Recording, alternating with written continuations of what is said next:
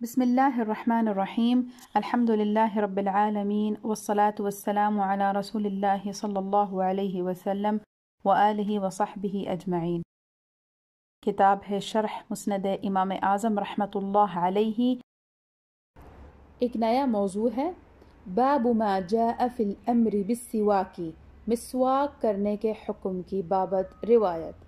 حدیث نمبر 48. ابو حنیفۃ عن علی بن الحسین الزرادی عن تمام عن جعفر بن ابی طالب ان ناسا من اصحاب النبی صلی اللہ علیہ وسلم دخلوا على النبي صلى الله عليه وسلم فقال ما أراكم قلحا استاكوا فلولا أن أشق على أمتي لأمرتهم بالسواك عند كل صلاة وفي رواية ما أراكم تدخلون علي قلحا استاكوا فلولا أن أشق على أمتي لأمرتهم أن يستاكوا عند كل صلاة أو عند كل وضوء. حضرت جعفر بن ابی طالب رضی اللہ عنہ سے مروی ہے کہ نبی اکرم صلی اللہ علیہ وسلم کے کچھ اصحاب آپ صلی اللہ علیہ وسلم کے پاس حاضر ہوئے. آپ صلی اللہ علیہ وسلم نے فرمایا کہ کیا بات ہے کہ میں تمہارے دانت زرد دیکھ رہا ہوں، مسواک کیا کرو. اگر میں اپنی امت پر گراں نہ سمجھتا تو میں ان کو ہر نماز کے وقت مسواک کا حکم دیتا. اور ایک اور روایت میں ہے کیا بات ہے کہ تم مجھ پر زرد دانت کے ساتھ داخل ہوتے ہو، مسواک کیا کرو. اگر میں اپنی امت پر گراں نہ سمجھتا تو میں ان کو ہر نماز یا ہر وضو کے وقت مسواک کا حکم دیتا. حدیث کی شرح یعنی کچھ لوگ نبی اکرم صلی اللہ علیہ وسلم کی بارگاہ میں حاضر ہوئے تو ان کے دانت زرد تھے، تو نبی اکرم صلی اللہ علیہ وسلم نے فرمایا میں تمہارے داندوں کو زرد دیکھتا ہوں، مسواک کیا کرو. یعنی حضور صلی اللہ علیہ وسلم نے ان کو مسواک کرنے کا حکم دیا اور فرمایا اگر میں اپنی امت پر دشواری کا خوف نہ کرتا تو ان کو ہر نماز کے ساتھ مسواک کا حکم دیتا. یعنی اگر مجھے اپنی امت کی تکلیف اور دشواری کی فکر نہ ہوتی تو ان کو حکم دیتا کہ ہر نماز کے وضو کے ساتھ مسواک بھی کیا کرو.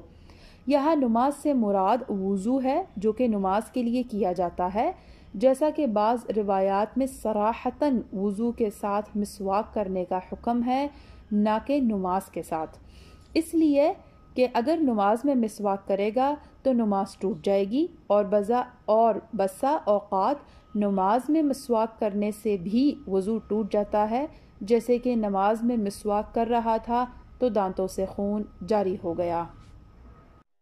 مسواک کے فوائد. ایک روایت میں ہے کہ مسواک اچھی چیز ہے، تم پر مسواک لازم ہے کہ وہ دانتوں سے پیلا پن ختم کرنے، دانتوں کو مضبوط کرنے، بلغم کو نکالنے، نظر کو تیز کرنے، مسوڑوں کو مضبوط کرنے، گندگی کو ختم کرنے، معدے کی اصلاح کرنے، جنت میں درجات کی بلندی، فرشتوں کی تعریف، رب کی رضا اور شیطان کی ناراضگی کا سبب ہے. حاشیہ میں ذکر ہے شرح الملا علی القاری رحمۃ اللہ تعالی علیہ علی مسند الامام الاعظم صفحہ نمبر 540. فقہی مسائل. مسئلہ نمبر 1، مسواک نماز کے لیے سنت نہیں بلکہ وضو کے لیے، تو جو ایک وضو سے چند نمازیں پڑھے اس سے ہر نماز کے لیے مسواک کا مطالبہ نہیں جب تک کہ تغیر رائحہ نہ ہو گیا، یعنی منہ سے جیسے بدبو یا اس میں اس کی اسمیل چینج ہو جائے، ورنہ اس کے دفع کے لیے مستقل سنت ہے. البتہ اگر وضو میں مسواک نہ کی تھی تو اب نماز کے وقت کر لے.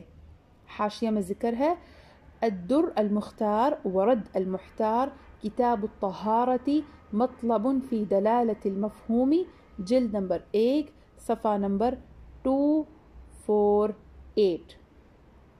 مسئلہ نمبر 2، مسواک وضو کے سنت قبلیہ ہے، البتہ سنت مؤکدہ اس وقت ہے جب منہ میں بدبو ہو. فتاوی رضویہ جلد نمبر 1 صفحہ نمبر 623۔ مسئلہ نمبر 3، روزہ میں مسواک کرنا مکروہ نہیں بلکہ جیسے اور دنوں میں سنت ہے روزے میں بھی مسنون ہے۔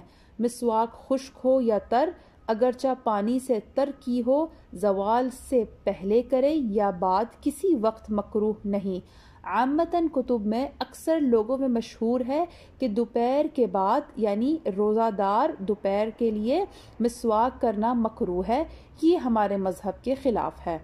مسئلہ نمبر 4، مجدد اعظم اعلیٰ حضرت امام احمد رضا خان علیہ رحمت الرحمن فرماتے ہیں کہ اگر مسواک چبانے سے ریشے چھوٹے یا مزہ محسوس ہو تو ایسی مسواک روزے میں نہیں کرنی چاہیے۔